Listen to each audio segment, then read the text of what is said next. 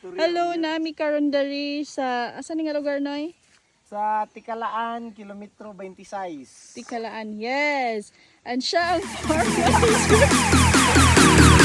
So, as you can see, oh, grabe kahamis good. Pareha sa farm Pareha manager.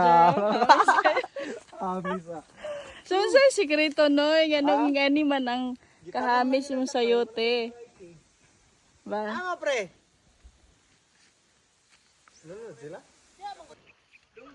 Dunggan taka. Sama na ka mo?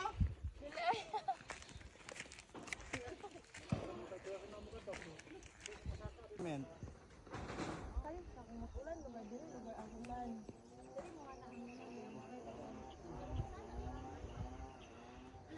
Tanaw kay diri kay ay init na.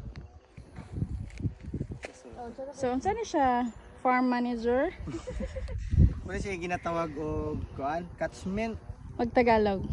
Ito yung ginagamit, ito yung paraan ng pagkukolekta ng ulan. Okay. Pag malayo ka sa source ng tubig, ito lang dapat mong gawin. Okay. Meron akong word of the day. Catchment. This is the process Lah, ulan of naman catching the water. Go! Nag-ulan na oh! Kusog kayo! Aman. No, ulan mo no? Talakag! Arad to sa lanaw!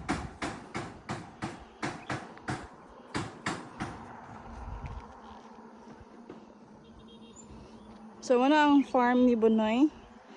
Farm manager? Ano yung tinanim mo dyan? Ha? Farm manager. Kuan na siya kanang ito yung yan yung tinatawag na cabbage. Okay. Zoom natin yung cabbage. Yan. Cabbage yan.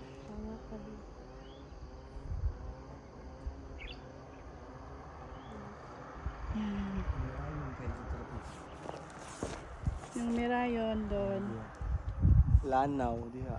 Kagayan dito nagat. Doon. Ulan na kagayan. Lanaw. Saan yung lanaw? Lanaw. Cagayan. Ay, yung nag-ulan, nagdidi ang talaka.